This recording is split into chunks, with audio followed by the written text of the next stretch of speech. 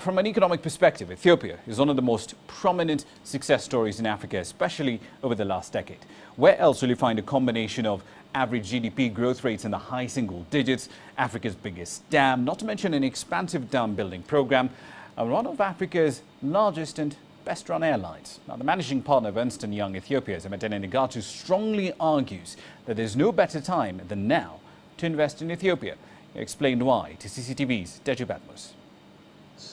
There are 3 or 4 key sectors for investors, for global investors, and also investors from Africa to look at Ethiopia. One is manufacturing, especially labor-intensive manufacturing that could benefit from 2 things. Very cheap electricity. Ethiopia has the cheapest per kilowatt electricity cost of any country in the world, which is 4 US cents. The second part of it is affordable labor. So if you look at, for example, how China developed over the last 30 years, it was on the back of a very large productive labor force, which is now becoming affluent, which is becoming more and more expensive. So labor costs in China, for example, are becoming very high, whereas by contrast in Ethiopia, it's still about 20 to 30% of what it costs in China. So when you combine those two, and of course, the infrastructural support that is being built, the roads, the power dams, as you know, Ethiopia is building the largest. Any industry that can take advantage of these elements, I think there should be. So manufacturing will be one of them. The second is, of course, agro-industry, especially value-added agro-industry. Not necessarily the farming, but the raw material that comes from the farm. It could be value-added coffee being exported to whether it's China, to Europe, other things, but anything related to agro-industry, because as you know, Ethiopia has a lot of fertile land, it's a very large country. That I think will be. The third part of it is investments in infrastructure. It could be ownership of some of these infrastructural assets, but also primarily, as the Chinese are doing, for example, coming in and helping build the huge infrastructural needs of Ethiopia. Now, these are sort of the 3 key sectors. In addition to that, of course, from a domestic perspective, but also from investors' perspective, is the tourism sector, untapped. We, for example, have the largest airline in Africa. It flies to China, it flies to all around the world.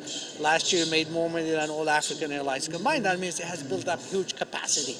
On the back of that, you can build a very large tourism sector, not just Ethiopia-centric, but focused on the region as well. So if you segment it from manufacturing, agro-industry, infrastructure, tourism, and then of course, not last but not least, is the resource play. I know at the moment commodity prices around the world have come down, but Ethiopia also has huge untapped natural resources. So when you combine all this, because a lot of people ask me, how was it Ethiopia was able to grow by 10.4% on average for 10 years in a row?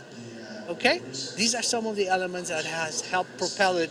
Huge investments in infrastructure, which is now going to start paying dividends to the private sector, both the domestic private sector and the foreign private sector, which needs electricity, which needs roads, the railways. Again, here the Chinese have played a very, very significant role. For example, they're helping rebuild the railway connection between Ethiopia and the port in Djibouti. And I was very happy to say that a month ago, I attended the inauguration of the first subway in Africa, in sub-Saharan Africa, built by the Chinese, but of course paid by the Ethiopians. So when you combine all these, when it's coming online, the hydroelectric, all these coming together is starting to attract very large investors. Right, it seems we have cleaned up that signal to Nigeria. Let's go back to